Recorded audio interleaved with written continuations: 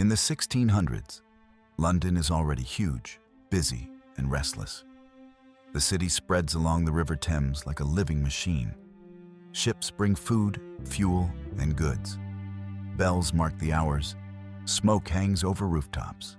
The streets are tight, loud, and full of life. Stay close. London moves fast, and it does not wait for anyone. We're going stop by stop through the places people are most curious about, the landmarks, the streets, and the river edges where the whole city worked, argued, celebrated, and survived. The first sight that grabs you is Old London Bridge, and it doesn't look like a bridge at all. It looks like a street packed with buildings, shops on the ground floor, homes stacked above, wooden signs hanging out over the way. People squeeze past carts, horses, and barrels with inches to spare. Under your feet, the bridge feels solid. Under the arches, the river fights through narrow gaps. The current is harsh. Boatmen time their moves or they crash. Keep your eyes on the road. One shove, one slip, and the Thames is not forgiving.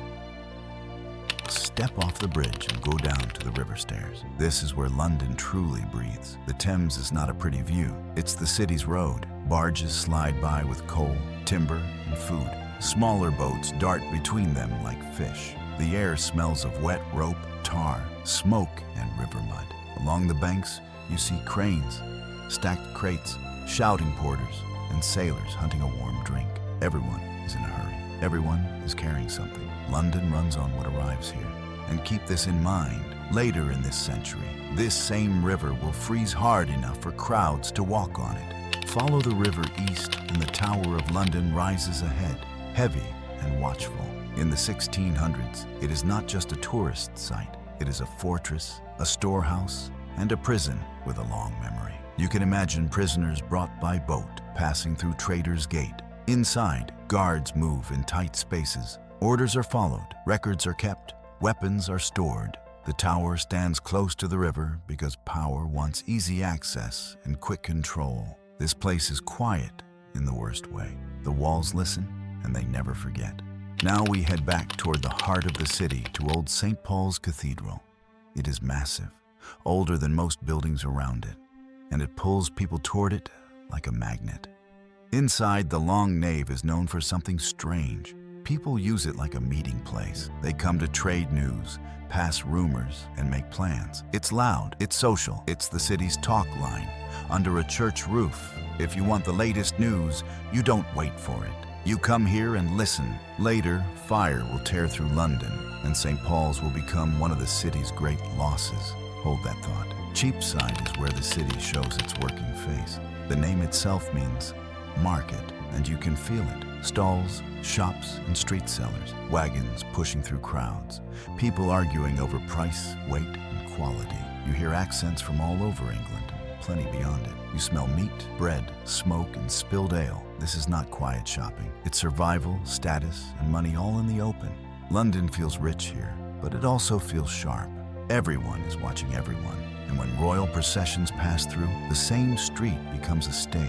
A short walk and you reach the Royal Exchange area, where merchants gather to talk deals. Think of it like a meeting hub for trade. People compare prices, arrange shipments, and chase new chances. Nearby, coffee houses are starting to matter more and more. They become places where men read news sheets, trade gossip, and argue about politics and profit. London's money world is growing fast, and it's learning to organize itself. This is also where you feel how connected London is becoming. Goods come from far away. Money moves even faster. Now you move west along the Strand, the busy line that links the city to Westminster. This stretch feels like a seam. On one side, merchants and trade. On the other, court and power. Temple Bar sits like a gate on this route. It's a boundary marker, a place where the idea of the city meets the idea of the crown. Traffic clogs up here. People push through. Messengers ride hard. It's noisy, tense, and packed. London in this century often feels like two Londons pressed together. Now comes a surprise for the 1600s. Covent Garden, laid out as a clean, planned square. In a city of narrow lanes, open space feels almost shocking. You see neat Neat rows of houses, a sense of order, and a calmer rhythm. But it doesn't stay calm forever. Markets grow, crowds gather, street life fills the edges. Still, the shape of the place matters. It shows London learning a new style of building, one that aims for balance, not just survival. Notice the space. In this city, open air feels like a luxury. Keep moving toward Westminster, and you reach Whitehall, the main royal home for much of this century. It's not one simple building. It's a complex, spread out and busy, full of rooms, halls, and offices. Nearby stands the banqueting house, grand and formal, built for ceremony. This area is where decisions are made, where power gathers, and where the mood of the nation can change with one announcement. Later in the century, fire will wipe out most of Whitehall. Only a peace will survive. London keeps losing and rebuilding, over and over. A short walk and you're at Westminster Abbey, heavy with history even in the 1600s. It is the place of coronations and burials, where the nation tells itself what it is and who it follows. Next door is the Palace of Westminster, tied to Parliament and the law. Nearby, Westminster stairs by the river stay busy because boats still move people faster than roads. You see officials arriving,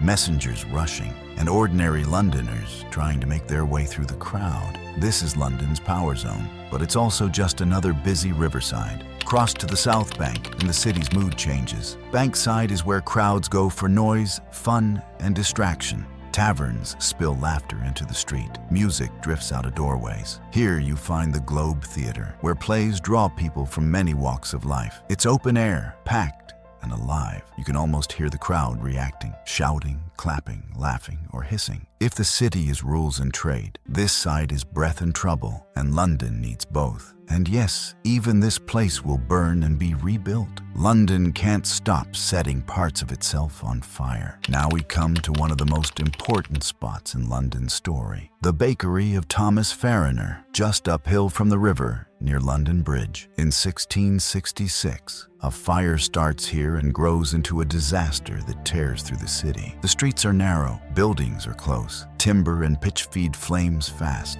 Wind pushes fire forward like a living thing. People run with what they can carry. Smoke turns day into night. The city loses whole neighborhoods. Old St. Paul's, the great landmark you saw earlier, is consumed in the chaos. The Royal Exchange is damaged. London is changed in days. This is the moment London learns a hard lesson. Stone lasts longer than wood, and luck runs out. By the end of the 1600s, London has been tested again and again. Trade makes it rich. The river keeps it alive. Disease and fire punish it, and still it grows. Next time you're in London, look at the river and imagine the noise. The boats, the shouting, the smoke, the crowds pressing over the bridge. Tell me the next city you want to walk through, and I'll meet you at the waterline.